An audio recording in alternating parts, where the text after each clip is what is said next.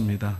인간의 모습은 감춰주시고 성령과 능력을 기름 붓듯이 부으셔서 꼭 필요한 말씀만 전할 수 있도록 역사하여 주시옵소서. 믿사함에 사랑이 많으신 예수 그리스도의 이름으로 기도합나이다. 아멘.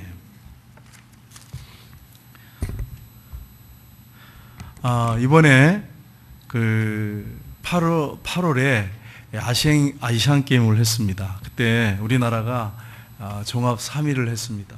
근데 좀 인상적이었던 것은 우리나라 축구가 처음부터 아주 말이 많았어요, 뉴스에서.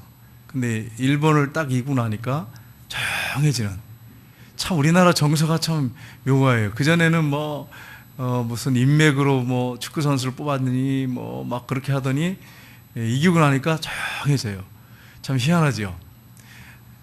여러분, 이번에 좋은 성적을 거뒀는데 저는 이번에 이 박항서 감독님을 베트남 축구 대표팀이죠. 이걸 보면서 좀 많은 생각을 했습니다. 이분은 크리스찬입니다. 그 부인은 권사님이신데 아주 신실한 신앙생활을 하시는 분이에요. 그냥 형식적으로 하시는 분들이 아니에요. 믿음 생활을 잘 하신 분인데 제가 이렇게 어떻게 하시나 이렇게 보니까 선수들이 골을 넣을 때마다 꼭 벤치로 돌아가서 앉아서 앞에 나와서 막 이렇게 열심히 막 지시하다가 골을 넣으면 벤치에 들어가서 손을 모으고 기도를 하시더라고요. 그리고 또 경기가 끝나면 또 손을 모으고 기도하시고 그 모습을 보면서 참 신실하신 분이구나 그렇게 생각을 했습니다. 또 작년 같은 경우에 23세 아시안컵에서 이 박항서 감독님이 이끄는 그 선수들이 준우승을 했어요. 이번에는 베트남 역사상 없는 이 아시안 게임에서 4위를 했습니다. 이게 대단한 거예요. 우리나라는 이까지 가지고 아시아에서 준우승하고 4위 한 게 그렇게 대단한가 그런데 베트남은 역사가 시작된 이후로 그런 적이 없었어요. 그러니까 대단한 거죠. 그러니까 지금은 국민적 영웅이 됐어요.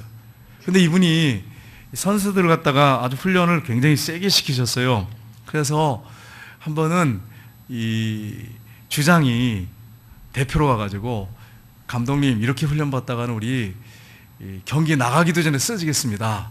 훈련량을 좀 줄여주십시오. 이렇게 얘기했어요.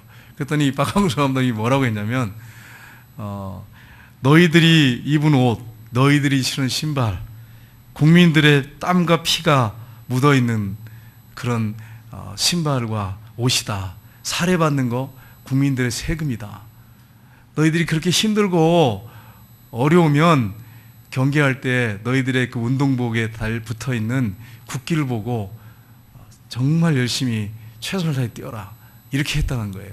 그래가지고 선수들이 감동을 받아가지고 찍설도 못하고 훈련을 굉장히 세게 받았어요. 그래가지고 이번에 아주 좋은 성적을 거뒀단 말이에요. 여러분 그렇습니다. 좋은 성적을 거두기 위해서는 땀 흘리고 희생하고 노력하고 이런 것들이 어울려질 때 좋은 성적을 거두는 거지. 대충 이렇게 훈련받고 그냥 형식적으로 그렇게 하다가 만약에 경기에 임했다면 무슨 좋은 성적을 거두겠습니까? 이건 있을 수가 없는 일이죠. 땀 흘린 만큼 그들에게 상이 주어지는 거죠.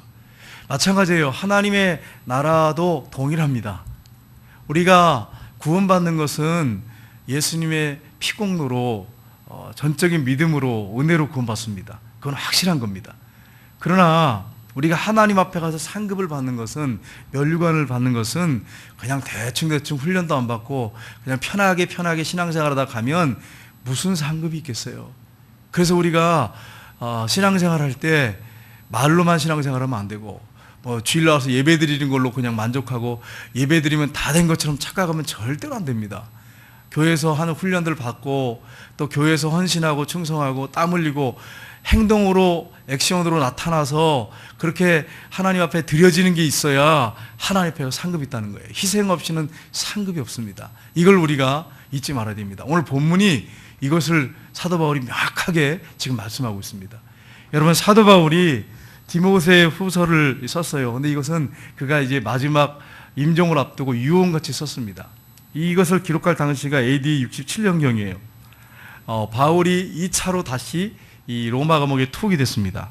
그래서 마지막으로 사랑하는 아들에게 쓴 내용이에요. 그래서 오늘 우리가 읽은 본문에 보시면 6절에 보시면 잘 나타나 있죠. 이제 마지막이라고 하는 걸 알 수 있어요. 유언같이 썼어요.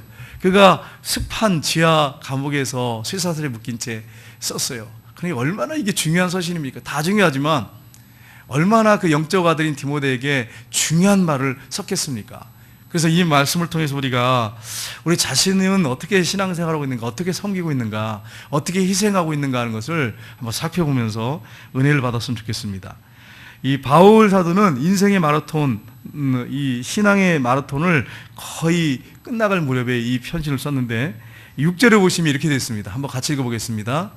전제와 같이 내가 벌써 부어지고 나의 떠날 시각이 가까웠도다. 아멘. 여러분, 이 한 구절이 그냥 우리가 읽지만 사도 바울한테는 얼마나 중요한 구절인지 몰라요. 그가 그냥 놀면서 뭐 대충 전도하고 이런 사람이 아니잖아요. 얼마나 핍박을 받았습니까? 그래서 여러분 고린도후서에 보면 얼마나 고통을 받았는지를 잘 표현해놨어요. 매도 수없이 맞고 또 돌에 맞아가지고 죽은 것을 버리고 가고 그리고 수없이 굶고 고통을 당하고 그렇게 희생을 했어요. 그렇게 해서 교회를 많이 세웠어요. 영혼들을 구원했어요. 지금 그렇게 하고 노년에 이제 보세요. 나의 떠날 시각이 가까웠도다. 이 말이 그냥 쓰여졌겠어요?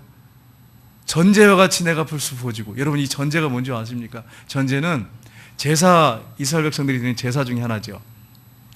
이 번제단에다가 나무를 벌려놓고 거기다가 이제 제물을 올려놓죠. 그리고 포도주는 피를 상징하는데 이걸 다 쏟아 부어요. 그냥 남김없이. 이게 전제입니다. 그러니까 자기는 자신에 있는 모든 피를 쏟아 부을 정도로 그렇게 희생했다는 거예요. 자신에 있는 피를 다 쏟아 부을 정도로 희생했다는 거예요. 전제와 같이 내가 부어졌다는 거예요. 그렇게 희생했다는 거예요. 그리고 이제 내가 떠날 시각이 가까웠다고 이렇게 하면서 시작을 합니다. 그러니까 여러분, 이 말씀이 얼마나 중요한 말씀이겠어요?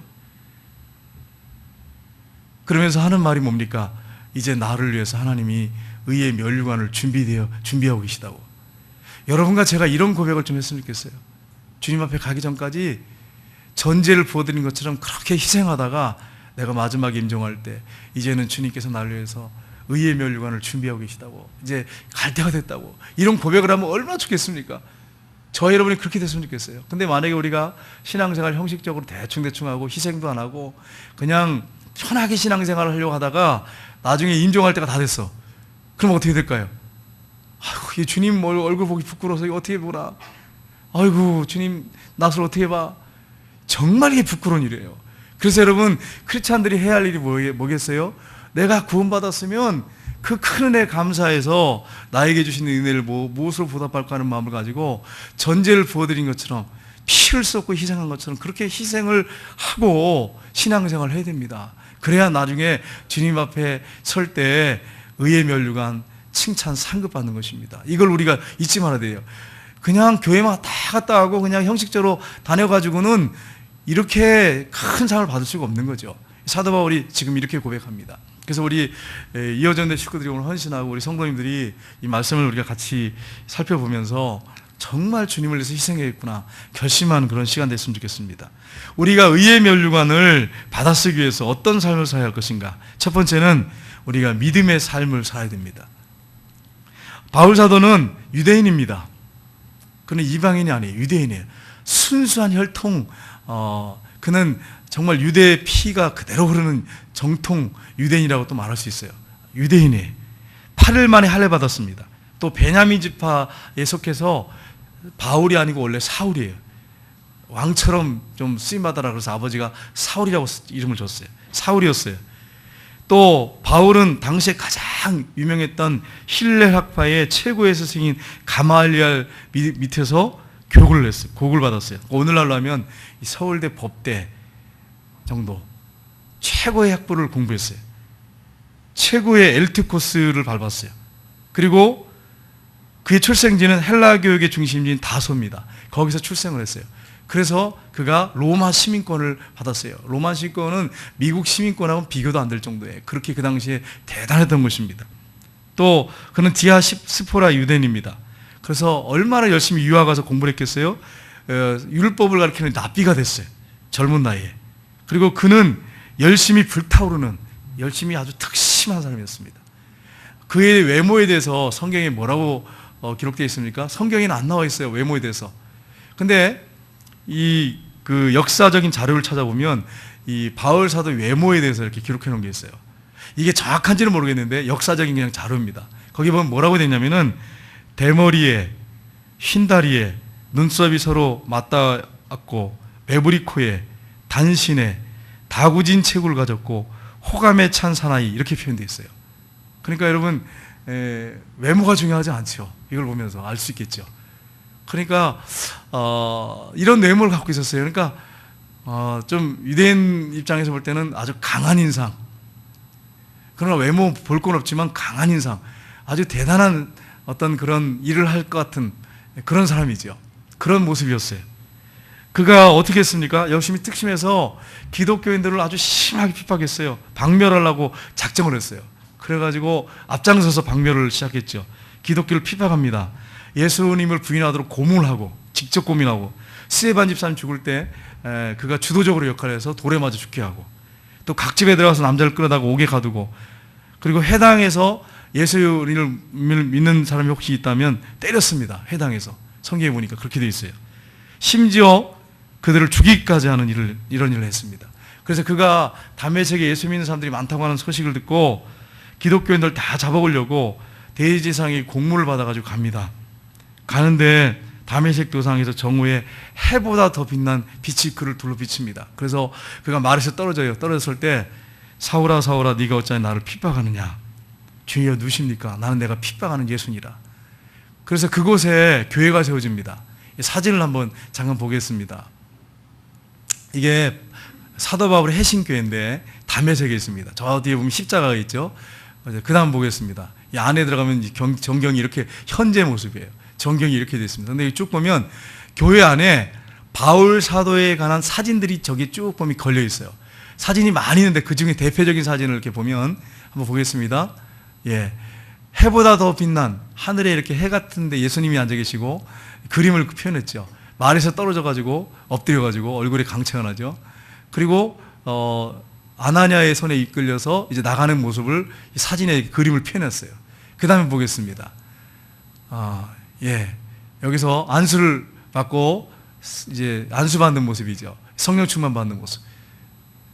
그리고 그 다음 보겠습니다. 이제 저게 이제 돌에다가 이제 새겨놨는데 이게 강쥐를 타고 죽이려고 예수님을 막 전하니까 핍박하러 왔던 사람이 예수님을 전하기 시작하니까 죽이려고 해가지고 강쥐를 타고 내려가는 것을 갖다가 이렇게 만들어놨어요. 다음 그림 보겠습니다. 예, 이런 강쥐가 거기에 전시되어 있어요. 이런 강쥐를 타고 그 제자들이 그를 성 밖으로 이렇게 보냈습니다. 그래서 도망을 칠 수 있었어요. 그래서 아라비아로 가서 3년 동안 그가 그 다음 사진 있나요? 예. 그래서 아라비아에 가서 3년 동안을 그가 예수님과 함께 말씀을 배웁니다. 율법을 다시 보기 시작합니다. 그리고 이제 그가 회심했다는 걸 못 믿는 거예요. 하도 강하고 하도 핍박을 많이 했기 때문에. 그래가지고 어떡합니까? 예루살렘 공교에서 그를 수용을 못하는 거예요. 그 악명 높은 걸 다 알기 때문에 얼마나 악명을 떨쳤는지 수용을 못하는 거예요. 그래가지고 그가 어디로 가냐면 예루살렘에서 그렇게 막 열정 갖고 복음을 전하려고 하는데 안 받아주는 거죠. 그래서 아라비아에 3년 갔다가 다소로 가요. 거기서 10년 있었어요. 13년 동안 거기서 말씀을 보고 기도하면서 정말로 주님이 메시아라고 하는 확신을 갖게 됐겠죠. 물론 주변에 좀 전도도 했겠죠. 그리고 그가 14년 후에 드디어 안디옥교에 부름을 받게 됩니다. 그리고 거기서 사역을 하고 1년 사역하고 선교사로 파송받습니다. 여러분, 그가 예수님의 십자가 부활만 전합니다. 나는 예수님 십자가 외에는 알지 않기로 작정하였다고 그렇게 하고서 복음을 전합니다. 로마서 5장 9절에 보시면 이렇게 되어 있습니다. 같이 읽겠습니다. 그러면 이제 우리가 그의 피로 말미암아 의롭다 하심을 받았으니 더욱 그로 말미암아 진노하심에서 구원을 받은 것이니. 아멘. 사도 바울이 지금 뭘 고백하냐면 로마서에서 예수님의 그 피로 말미암아서 의롭다 하심을 받았다는 거예요. 사도 바울이 의롭다 함 받은 건 율법이 아니었어요. 예수님이 사도 바울을 위해서 죽었고 인류를 위해서 죽었기 때문에 의롭다함을 받았다는 거예요. 더욱 그로 말미암아 진노하심에서 구원을 받은 것이니, 사도 바울은 하나님이 진노 아래 있었어요. 인류가 진노 아래 있었어요. 근데 그 진노에서 그의 피로 구원받게 됐어요. 저 여러분이 하나님의 진노에서 구원받게 됐어요. 여러분, 하나님의 진노는 무섭습니다. 하나님이 사랑의 하나님이세요. 그러나 죄를 볼 수가 없는 거룩하신 분이에요. 의로우신 분이에요. 그 하나님의 면전에 설 수가 없죠. 그 하나님의 진노가 있는 거죠. 그런데 예수님의 십자가를 믿음으로 말미암아, 그 피로 말미암아 이제는 그 진노가 떠났어요. 구원을 받게 됐어요. 이걸 이제 사도 바울이 고백을 합니다. 그리고 로마서 1장 17절을 보겠습니다. 거기 말씀 보겠습니다.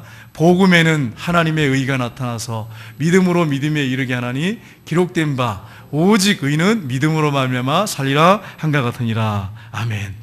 믿음으로 의롭게 된다는 거예요. 행위가 아니에요. 율법을 지켜서가 아니에요. 믿음으로, 십자가를 믿음으로 의롭게 된다는 거예요. 그리고 믿음에서 이르게 된다는 말은 무슨 말입니까? 믿음으로 살아가면 점점 더 믿음이 성장하면서 계속해서 이 믿음이 우리를 지탱해주고 나중에 결국은 하나님 앞에 우리가 가게 된다는 거예요. 그것을 여기서 말씀하고 있습니다. 그래서 의인은 무엇으로 사느냐? 율법으로 살아야 된다고 이렇게 외쳐야 되잖아요. 예전에는 그랬어요. 유대교에 있을 때는 율법으로 살리라, 의인은 이렇게 외쳤어요. 근데 이제는 표가 바뀌었어요. 의인은 믿음으로 말미암아 살리라. 예수님을 믿는 믿음으로 말미암아 살리라. 그렇게 말씀하고 있습니다. 디모데후서 4장 7절 보겠습니다. 디모데후서 4장 7절 말씀 보시면 같이 읽겠습니다. 나는 선한 싸움을 싸우고 나의 달려갈 길을 마치고 믿음을 지켰으니. 아멘. 디모데에게 보낸 후서에 보시면 지금 뭘 말씀하고 있습니까? 이제는 내가 이 믿음의 복음을 전하다가 이제 모든 달려갈 길을 마라톤 완주했다는 거죠. 마치게 됐다는 거예요. 이제 나는 그러나 끝까지 믿음을 지켰다는 거예요. 여러분, 믿음을 끝까지 지키셔야 돼요. 믿음을 끝까지 지키고 완주하셔야 돼요. 근데 오늘날 보면 크리스찬 중에 예수 믿다가 믿음을 버린 사람들 많아요. 디모데후서에 보면은 대만은 세상을 사랑해서 나를 떠나고 갔다, 이런 말씀도 있고, 사도 바울을 떠난 사람들이 많습니다. 믿음을 끝까지 안 지키고 완주하지 않고 떠났다는 사람들이 많아요. 나는 그러나 선한 싸움을 끝까지 싸우고 믿음을 나는 지켰다는 거예요. 끝까지. 여러분, 신앙생활 이렇게 해야 됩니다. 끝까지 완주해야 돼. 믿음을 지켜야 돼. 우리 이어전대 식구들이 선한 싸움을 끝까지 하고 믿음을 지키기를 주님의 이름으로 축복합니다. 믿음의 선한 싸움을 싸워야 돼. 믿음을 지켜야 됩니다. 근데 오늘날 믿음을 지키기가 얼마나 어렵습니까? 세상에 동화되기가 너무 쉽죠. 동화되지 말고 끝까지 믿음을 지켜야 돼요. 두 번째는 소망의 삶을 살아야 됩니다. 사도 바울은 일생 이 천국 소망을 가지고 살았습니다. 그러니까 그 좋은 그가 부도 있었어요. 그 부자였어요, 그 집안이. 그리고 공부를 많이 해서 납비이기 때문에 수입도, 납비하면 얼마나 많은 수입을 벌 수 있겠어요? 경제적으로도 여유가 있죠. 존경받지요. 부족할 게 없어요. 남부를 게 없어요. 근데 그 모든 걸 다 해로 여긴다고, 다 버린다고. 예수님을 위해서 다 버린다고. 그리고 고난을 자처했어요. 자처해서 고난을 받기 시작했어요. 복음을 전하면서. 왜 그렇습니까? 천국 소망이 있기 때문에, 하나님이 준비한 상급이 있기 때문에 그렇게 할 수 있었어요. 만약에 그게 없었다면, 그 믿음이 없었다면 절대로 그런 길을 선택할 수가 없어요. 좁은 길을 선택할 수가 없어요. 여러분, 좁은 길을 선택한다는 것은 뭐냐면 천국 소망이 있기 때문에, 하나님께서 주실 상급이 있다고 하는 것을 믿기 때문에 좁은 길을 갈 수 있는 거예요. 그렇지 않으면 우리는 좁은 길을 선택할 수 없습니다. 고린도 전서 9장 24절 25절 보시면 같이 읽겠습니다. 우리 특별히 이어전도에서 크게 읽었으면 좋겠습니다. 같이 읽겠습니다. 운동장에서 다름질하는 자들이 다 달릴지라도 오직 상을 받는 사람은 한 사람인 줄을 너희가 알지 못하느냐. 너희도 상을 받도록 이와 같이 다름질하라. 이기기를 다투는 자마다 모든 일에 절제하나니 그들은 썩을 관을 얻고자 하되 우리는 썩지 아니할 것을 얻고자 하노라. 아멘. 운동장에서 다름질한다는 것은 마라톤을 염두에 두고 사도 바울이 한 것입니다. 금메달 따고 또 마라톤에서 우승하면은 월계관을 씌워줬어요. 그걸 지금 염두에 두고 지금 사도 바울이 이걸 말씀하고 있어요. 그 당시에 아테나하고 고린도에서는 올림픽 같은 그런 경기를 했습니다. 운동 경기를 하고, 그리고 어떻게 보면 그게 이 올림픽의 처음 시작입니다. 마라톤이 그 운동 경기 꽃이었어요. 그래서 마라톤 경기에서 41.19km인지는 잘 모르겠어요. 왜냐하면 그 당시에 그렇게 쟀는지 잘 모르겠기 때문에 한 40km 정도 뛰었어요. 뛰었는데 여러분 그 경기 이렇게 하고 마지막에 이제 완주해가지고 1등으로 딱 들어온 사람은요, 그 사람만 들어오는 문이 있어요. 아무도 못 들어와. 문 하나 딱 만들어 놓고 완주해서 이 1등한 사람만 그 문으로 딱 들어왔어요. 그러면 딱 들어오면 이 경기장 안으로 딱 들어오는데 문이 하나 있는데 그 문으로 이 사람이 딱 들어오면 사람들이 딱 일어나서 막 그 사람을 위해서 박수를 열광하듯이 막 칩니다. 열광적으로 칩니다. 그리고 이 사람이 딱 서요. 시상대에 딱 서면은 왕이 빰빠레가 팍 울리면서 왕이 월계관을 가지고 딱 들어옵니다. 그러면 또 박수를 막 사람들이 쳐요. 그리고 이제 왕이 가서 그에게 축하한다 그러면서 월계관을 머리에 딱 씌워주면 사람들이 또 박수를 막 쳐요. 3번을 박수를 쳐요.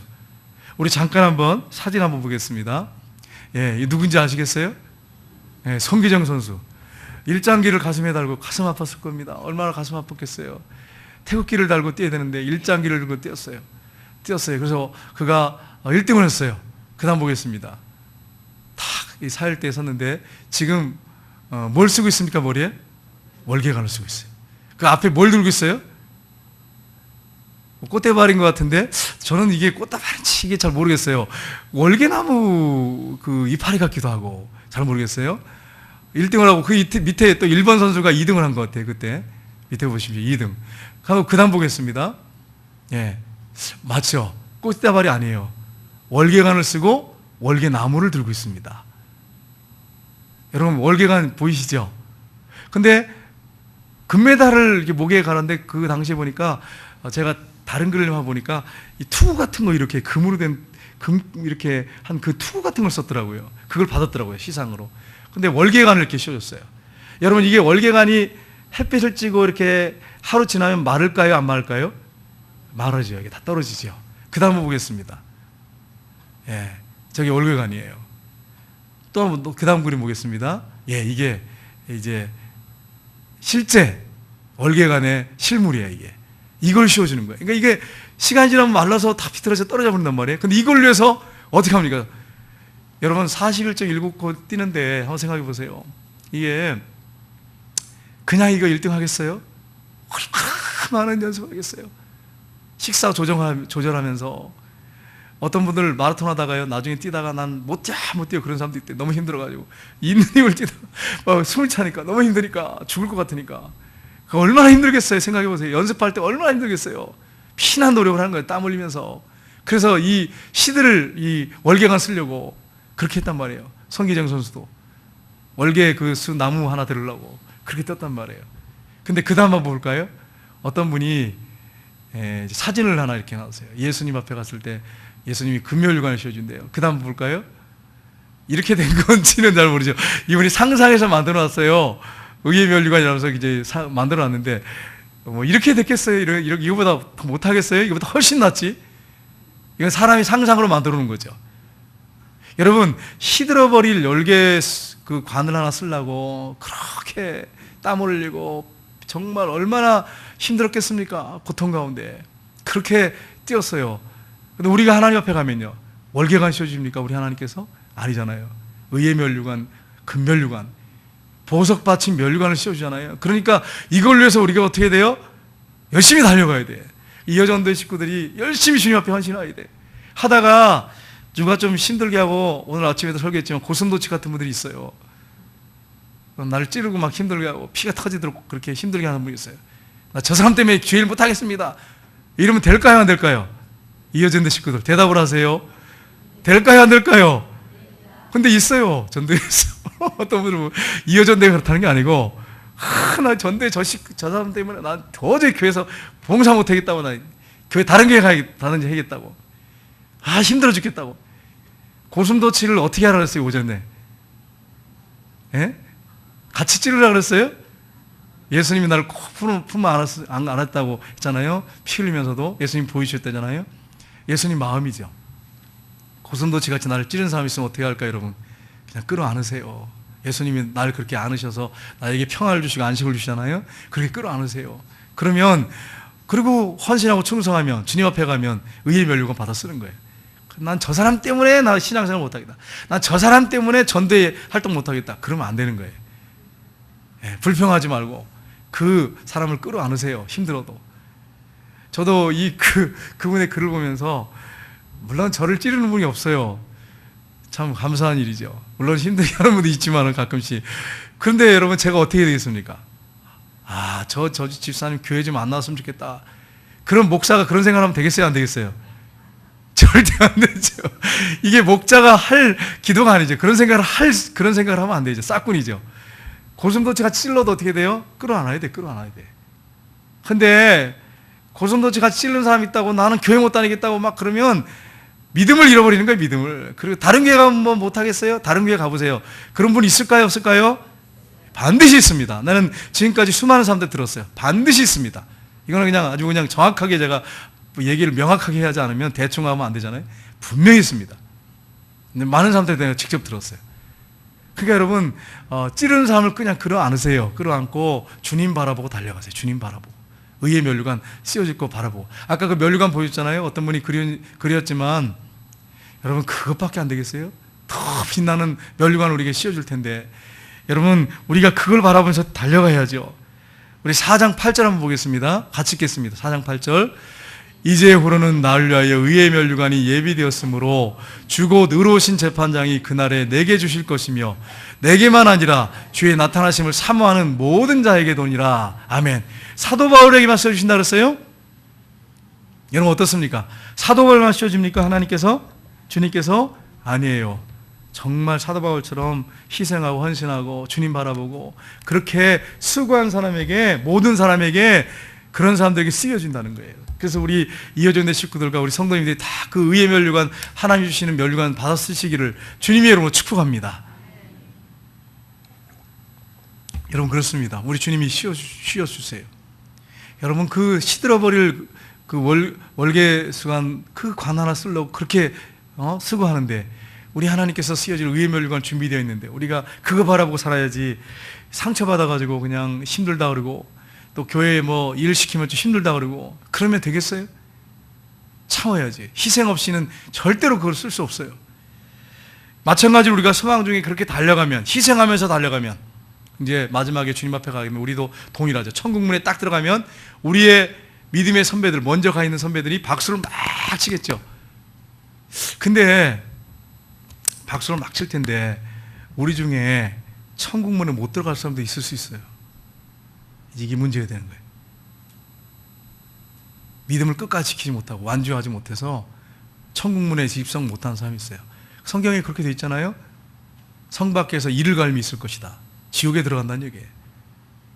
예수님을 구주로 확실하게 믿고 끝까지 완주해야지 사탄의 유혹에 넘어가서 격결로 가버리면 안 되는 거죠. 박수를 막 칠 겁니다. 그리고 우리 예수님이 이제 면류관을 가지고 탁 나타나시면 또 박수를 막 치시겠죠. 그리고 우리에게 면류관을 딱 씌워주면 또 박수를 막 치겠죠. 그런 날이 옵니다. 그래서 우리가 의의 면류관 바라보고 끝까지 달려가야 돼요. 소망 중에 달려가야 돼요. 여러분 소망을 갖고 달려가는 사람에게 꼭 필요한 게 뭐냐면 인내입니다. 희생하면서 수고하면서 인내해야 돼요. 인내하지 않고는 이 면류관 받아 쓸 수 없어요. 여러분 교회에서 행사를 하잖아요. 행사를 하는데 맛있는 음식을 이렇게 교회에서 줍니다. 제공합니다. 어디 좋은 데 놀러 갑니다. 그러면 그냥 새벽부터 봐요. 새벽부터. 근데 교회에서 청소합시다. 헌신합시다. 수고합시다. 땀 흘립시다. 그러면 그냥 다른 사람도 많이 가겠지. 뭐 내가 꼭 굳이 뭐 그냥 그래도 아프지도 않은 몸을 갖다가 요즘에 여기가 안 좋은데 이러면서 핑계 대면서 안 와요. 이래가지고 무슨 의의 면류관을 받아 쓰고 뭐 주님 앞에 가서 상을 받는다 그러겠어요? 교회에서 정말로 여러분이 주님 앞에서 희생하셔야 돼요. 인내하면서 소망 가운데 희생하셔야 돼요. 헌신하셔야 돼요. 그렇지 않으면 의의 면류관 받아 쓰지 못합니다. 여러분 교회 목사나 아니면 성도님들은 여러분이 헌신하는 거, 은밀하게 하는 거 모를 수 있어요. 안 알아줄 수 있어요. 근데 주님은 그런 분이 아니에요. 여러분이 수고하고 헌신한 거 다 기억하십니다. 냉수한 그릇 대접하는 것까지 기억하세요.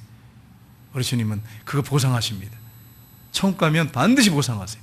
이걸 여러분이 잊지 마셔야 돼요. 그래서 사람 바라보지 말고 주님 바라보시면서 인내하면서 희생하고 헌신하셔야 돼요. 여러분 우리 이어전대 식구들이 헌신 예배를 이렇게 드리고 또 전대회마다 헌신 예배를 드리는데 여러분 우리가 헌신하는 게 형식적으로 그냥 헌신 예배 드리니까 헌신하자 이게 아니죠. 헌신 예배를 드릴 때는 내가 정말 주님을 위해서 희생하겠습니다. 주님의 은혜에 보답하는 마음으로 충성하겠습니다. 그런 마음으로 헌신 예배 드려야 돼요. 그렇게 헌신하다가 주님을 만나야 되는 거예요. 세 번째는 이 사랑의 삶을 살아야 됩니다. 사랑의 삶을 살아야 되는데, 첫째는 하나님을 사랑하셔야 돼요. 여러분, 사도 바울은 하나님을 너무너무 사랑했어요. 정말 사랑했어요. 여러분, 사랑하면 수고하고 헌신하는 게 수고와 헌신으로 생각되지 않습니다. 뛰어넘어요. 근데 사랑하지 않고 일로, 사명으로 받아들이면 지치고 피곤하고 엉망불평이 나와요. 주님을 사랑해야 됩니다. 여러분, 하나님은 누구십니까? 사랑이세요. 예수님이 베드로한테, 예수님을 세 번 부인한 베드로한테 나타나셔서 그에게 뭐라고 질문하십니까? 네가 나를 사랑하느냐? 우리 이호전대 식구들이 한번 자신에게 한번 질문해 봐야 돼요. 나는 주님을 사랑하는가? 여러분의 사랑의 대상은 무엇입니까? 한번 생각해 보세요. 우리 성도님들이 사랑하는 대상은 뭡니까? 사랑하면 희생하고 헌신하는 게 희생과 헌신으로 생각되지 않습니다. 사도 바울은 주님을 뜨겁게 사랑했어요. 계시록 1장 5절 하반절 보겠습니다. 같이 읽겠습니다. 우리를 사랑하사 그의 피로 우리 죄에서 우리를 해방하시고. 아멘. 하나님이 우리를 사랑하셨어요. 근데 하나님은 성경에 사랑한다고 말을 써놓으셨어요, 성경에다가. 근데 사랑한다고 말로만 하신 게 아니에요. 말로만 하신 게 아니에요. 어떻게 했어요? 그 아들을 내어주셨어요. 하나밖에 없는 아들을 행동으로 보이셨어요. 내어주셨어요. 예수님은요, 자신의 피를 흘려서 우리를 위해 죽어주셨어요. 행동으로 옮기셨어요. 그래서 하나님이 우리를 사랑했다고 하는 것을 입증하셨어요. 증거로 보이셨어요. 그의 피로 우리를 우리 죄에서 해방하셨어요. 얼마나 감사합니까?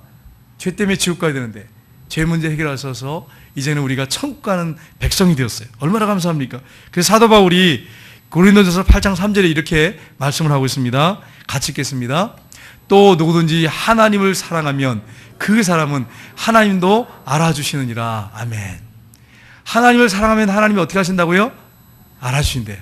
우리 이호전대 식구들, 남편이 나를 사랑하는지 압니까 모릅니까? 사랑할 때 압니까 모릅니까? 아세요. 아시잖아요. 남편을 힘들게 하면 남편이 여러분 사랑하십니까 안 하십니까?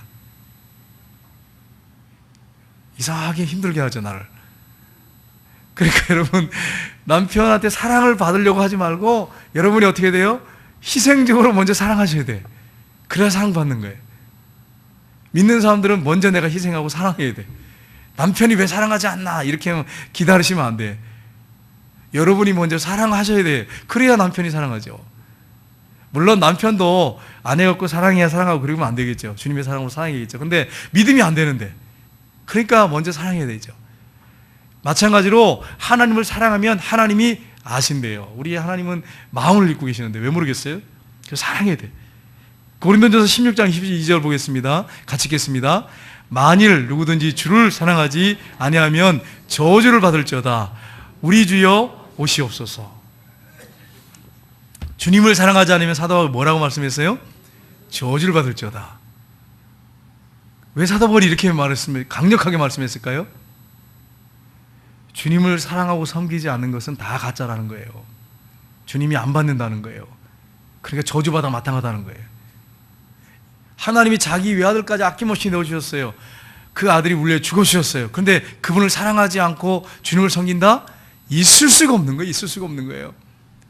여러분, 주님을 사랑하면서 섬겨야 돼. 그러면서 우리 주여 오시옵소서. 이 마라나타입니다. 어서 오시옵소서. 주님, 내가 주님을 사랑합니다. 어서 오시옵소서.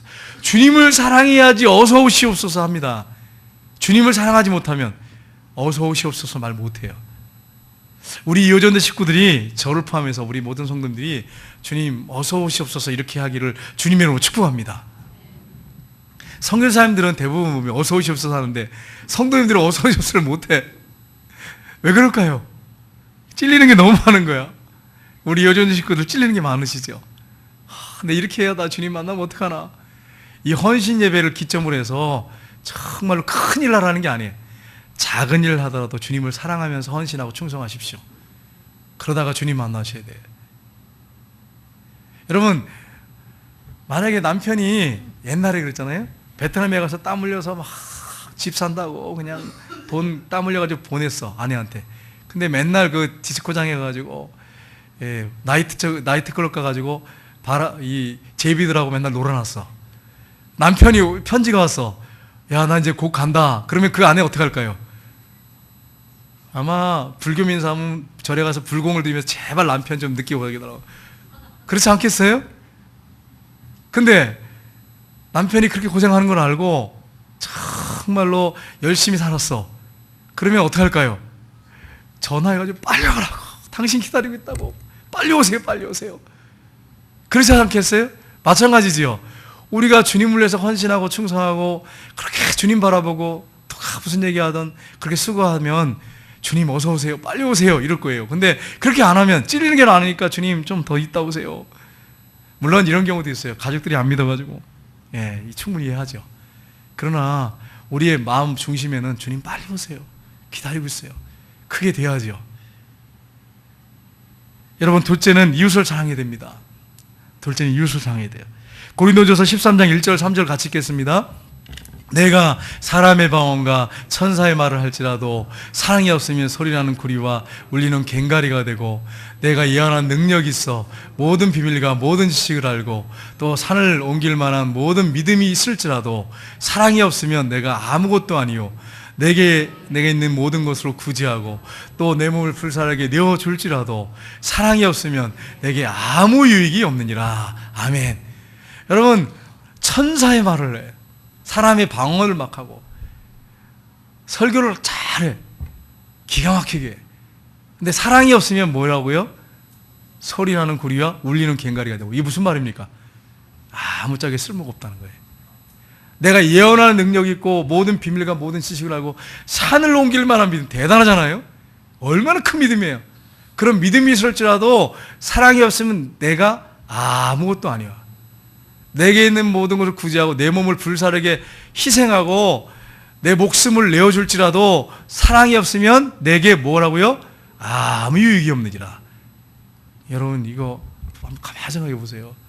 내가 주님을 사랑하고 이웃을 사랑하지 않고 성도를 사랑하지 않고 교회에서 충성하고 헌신하는 거 다 아무것도 아니래요. 아무 유익이 없대요. 그러니까 주님이 우리에게 보시는 건 뭐냐면 사랑하는 마음입니다. 사랑이 얼마나 중요한지 몰라요. 사랑하는 마음을 가지고 그렇게 여러분이 주님을 섬기고 이웃을 섬겨야 돼요. 가정에서도 그렇게 섬겨야 돼요. 근데 이렇게 생각하면 여러분 찔리는 게 너무 많잖아요. 우리가 사랑하지 못하잖아요. 아무것도 아니에요. 사랑 없으면. 사랑을 하면서 그렇게 섬기다 가야 의의 면류관 받았습니다. 그냥 형식적으로 충성하고 헌신하는 건 상이 없어요. 여러분, 야곱을 한번 보세요. 야곱이 형 이제 죽이려고 하니까 피해가지고 바단 아람으로 가죠. 거기서 삼촌 집에 갔는데 라헬을 딱 보니까 너무 아름다운 거예요. 그래 어떻게 합니까? 라헬 보고서 그냥 한눈에 반해버렸어. 콩강씨가 확 씌운 거죠. 그러니까 어떻게 합니까? 삼촌이 네가 수고하면 뭘 줄까? 그랬더니 라헬을 위해서 내가 7년을 수고하겠습니다. 근데 7년을 수고하는데 그 아내 될 라헬을 사랑해서 7년을 옛날 성경에는 수일같이 이렇게 돼 있고요. 지금 성경은 며칠같이 이렇게 돼 있어요. 그렇게 사랑하니까 막 충성하는데 힘들지 않은 거예요. 사랑은 힘들지 않게 하네. 근데 여러분, 만약에 교회를 하는데 막 힘이 들어. 난 교회라는데 왜 이렇게 힘들지 모르겠어요. 교회를 좀 다 내려놨으면 좋겠어요. 그러면 뭐가 식어졌다는 거예요, 지금? 사랑이 식었다는 얘기예요. 틀림없습니다. 근데 주님을 뜨겁게 사랑하고 우리 형제자매를 사랑하면 교회를 하는 게 수고하고 헌신하고 희생하는 게 힘들지가 않아. 그래서 사랑이 이렇게 중요한 거예요. 사랑이 이렇게 중요해.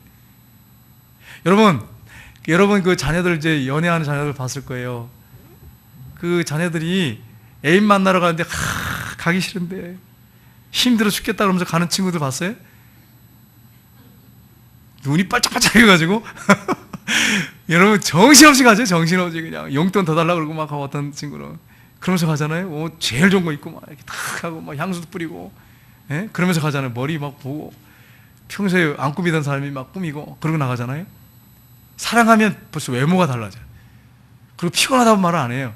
그래서 밤늦게 막 11시, 12시에 들어와. 그리고 또 전화해 또. 여러분, 사랑은 그렇게 피곤하고 막 힘들고 그런 게 아니에요. 사랑하면 그렇게 돼요.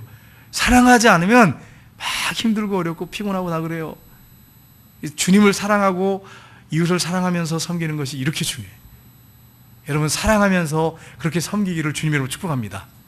우리 주님이 우리를 사랑하기 때문에 우리를 이렇게 사랑하시는 게 힘들다고 하지 않으시는 거예요. 십자가를 주실 때 우리를 사랑하기 때문에 그 고통을 이길 수 있으셨던 거예요. 지금도 우리를 품고 계시는데 우리가 힘들게 해도 그래도 품고 계시는 것은 우리를 너무너무 사랑하시기 때문인 거예요. 사랑하지 않으면 제발 좀 너 이제 그만 좀 꺼져줘라 이렇게 안 하시겠어요? 너 보기도 싫다, 너 속만 지긋지긋하게 썩인다 이러시지 않겠어요? 사랑하니까 언제든지 달려오면 끌어안아 주잖아요. 너무너무 사랑하니까. 여러분, 저는 막 감동을 많이 받는 게 뭐냐면 누가복음의 탕자 비유만 딱 보면 제 모습이 이렇게 보이는 거예요. 근데 탕자가 아니에요. 탕자. 이 말씀 올 때마다 이 말씀을 전하기 전에도 제가 이 말씀을 묵상하고 오는데 탕자가 탁 떠오르더라고요. 주님, 내가 정말 형편없는 목사입니다. 근데 주님이 저를 불쌍히 여기시는군요. 제가 다 실패하고 힘들고 주님 보실 때 정말 자랑할 게, 내놓을 게 아무것도 없네요. 그런데 시편에 뭐라고 되어 있어요? 시편에 보면 51편에 보면 주께서 원하시는 제사는 상한 심령이라 주께서 상하고 통회하는 심령을 멸시치 아니하시리다. 참 이걸 보면서 눈물이 막 쏟아지더라고요. 여러분, 사람들이요 실패하고 내 마음에 안 드는 사람들이 오면요 불편하죠. 싫어요. 근데 우리 하나님은요 실패하고 또 뭐 주님을 힘들게 하고 또 허랑방탕하게 타락하고 그런 길에 삶을 살다 왔는데 주님, 난 그런 죄인입니다. 상하고 찢긴 심령 가지고 왔습니다. 주님, 나를 긍휼히 여겨 주십시오. 그리고 오면 그것을 기쁘게 받으신다는 거예요. 그리고 측은히 여기시고 불쌍히 여기신다는 거예요. 여러분, 이 말씀을 생각하면 정말 주님의 사랑이 얼마나 큰지를 발견해요. 그리고 언제든지 주님 앞에 달려갈 수 있어요. 언제든지 달려갈 수 있어요. 그 주님의 품으로. 얼마나 감사합니까? 저는 이 말씀을 묵상할 때마다 영적으로 회복이 막 일어나요. 회복이. 얼마나 감사한지 몰라요. 우리 이어전된 식구들이 그런 마음으로 주님 앞에 예배드리고 그런 마음으로 주님을 섬겼으면 참 좋겠어요. 제가 질문 하나 할게요. 탕자가 돌아온 다음에 아버지 곁을 떠났을까요? 안 떠났을까요? 우리 이어전된 식구들. 왜 안 떠났을까요? 왜 안 떠났을까요? 아버지가 어떻게 했어요? 돌아왔을 때 끌어안았어요. 그럼 막 키스를 하고 막 꼭 끌어안고, 그리고서는 제일 좋은 옷을 입히라고 그랬어요. 제일 좋은 옷을. 반지 끼워줘라, 발에 신발을 신겨라, 살찐 송아지를 끌어다 잔치를 하자 그랬어요. 그리고 그를 맞아줬어요. 성경에 보면 뭐라고 돼 있냐면 치근히 여겼다고. 치근히. 그 마음에서부터 막 뜨거운 막 끓어오르는 사랑을 표현한 거예요. 불쌍히 여기는 마음. 그러니까 그런 아버지 품에 안겼는데 그 아버지를 어떻게 떠나겠어요? 죽도록 충성하는 거예요. 아버지 사랑하면서 죽도록 충성하는 거죠. 우리가 충성할 때 그렇게 해야 된다는 거예요. 그렇게 주님을 사랑하는 마음으로. 왜냐하면 실제 우리가 그런 사람들이었잖아요. 그런데 주님이 우리를 품으셨잖아요. 그러니까 그런 마음을 가지고, 주님을 사랑하는 마음을 가지고 헌신하고 충성을 하는 거예요. 그걸 여러분 잊지 마십시오. 혹시 탕자가 못 돼가지고 또 떠났어. 아버지가 제발 이제 오지 마라. 그럴까요? 아니면 또 기다릴까요? 또 기다려. 참, 이거 어떻게 하면 좋을지 모르겠어요. 그래서 또 기다려. 생각해 보세요. 물론 안 나갈 거예요. 안 나갔을 거예요. 근데 또 기다리시죠. 그런 사랑의 아버지를 우리가 섬기고 있습니다. 그런 주님을 섬기고 있습니다. 그럼 우리가 어떻게 섬기겠어요? 주님을 뜨겁게 사랑하는 마음으로 섬겨야죠. 형식적으로 섬겨도 되겠어요? 봉사, 충성하고 그럼 되겠어요? 그렇게 여러분 헌신하셔야 됩니다. 갈라디아서 5장 13절 하반절을 보시면 이렇게 되어 있습니다. 같이 읽겠습니다. 오직 사랑으로 서로 종노릇하라. 아멘. 어떻게 하라고요? 서로 어떻게 하라고요? 종노릇하래. 우리 이여전도의 식구들은 옆에 보면서 내가 이 사람의 종이다. 내가 사랑으로 종노릇해야지. 이렇게 하셔야 돼. 그러면 얼마나 좋을까요? 우리 권사님들, 임원들이 사랑으로 종로 살았으니까 내가 종입니다. 그런 마음으로. 그러면 또 그래 맞아 당신은 내 종입니다. 이러면 안 되고 마음으로 내가 당신을 사랑하기 때문에 종처럼 섬기겠습니다. 그런 마음으로 만약에 이어전대 식구들이 서로 섬기고 교회에서 충성하면 어떨까요? 이어전대 식구들 그 안에 모임 안에는요. 천국이 이루어지는 거죠. 천국이 이루어져요. 여러분 그렇게 섬기십시오. 가정에서도 그렇게 섬기십시오. 그러면 하나님 기뻐하세요. 남편이나 아내가 서로 사랑으로 종로로 탄다면 얼마나 그 가정이 행복할까요? 그렇게 살아야 됩니다. 하나님이 원하신 뜻이에요. 여러분 우리가 하나님 앞에 가면 아까 사진을 잠깐 보여줬지만 그건 아무것도 아니에요. 오늘 위해서 의의 면류관이 준비되어 있습니다. 사도벌만 받는 게 아니라 사모하면서 기다리고 달려가는 사람에게 그 면류관을 씌워준다고 말씀하고 있습니다. 그래서 의의 면류관을 저뿐 아니라 우리 모든 성도님들이 다 받아 써서 나중에 주님께 영광 돌리는 역사들이 있기를 주님으로 축복합니다. 오늘 설교가 뭐였습니까? 쭉 내용이 뭡니까? 의의 면류관 받아쓰기 위해서는 믿음의 삶을 살아야 된다. 소망의 삶을 살아야 된다. 사랑의 삶을 살아야 된다. 믿음, 소망, 사랑이었어요. 근데 보십시오. 사도 바울이 데살로니게 교회를 칭찬할 때 뭐라고 칭찬했는지 보세요. 데살로니가전서 1장 3절 보겠습니다. 같이 읽겠습니다. 너희의 믿음의 역사와 사랑의 수고와 우리 주 예수 그리스도에 대한 소망의 인내를 우리 하나님 아버지 앞에서 끊임없이 기억하미니. 데살로니가 교회를 칭찬할 때 이렇게 믿음, 소망, 사랑을 칭찬했어요. 믿음은 어떤 역사를 이뤄요? 불가능한 일을 가능하게 만드는 역사를 이뤄요. 사랑은 뭐가 따른다고요? 수고가 따라요. 사랑은 수고가. 희생과 헌신이 따라요. 주님을 위해서 교회에서 희생과 헌신이 따라요. 그 다음에 이 소망을 가지고 나아가려면 뭐가 필요합니까? 인내가 필요해요. 자, 천국에 하나님께서 나를 위해서 상급을 준비해놓고 면류관을 준비해놓고 있다가는 믿음을 갖고 있다면, 소망을 갖고 있다면 끝까지 인내하면서 완주하는 거예요. 그래서 나중에 받아 쓰는 거예요. 근데 데살로니가 교회 성도들이 바로 믿음, 소망, 사랑 가운데 살았다고 칭찬하고 있습니다. 우리 모든 이어전대 식구들과 우리 성도님들이 믿음, 소망, 사랑 가운데 그렇게 삶을 살아서 정말 주님 앞에 갔을 때 정말 의의 면류관 받아 쓰는 역사들이 있기를 주님의 이름으로 축복합니다. 기도하겠습니다. 하나님 아버지,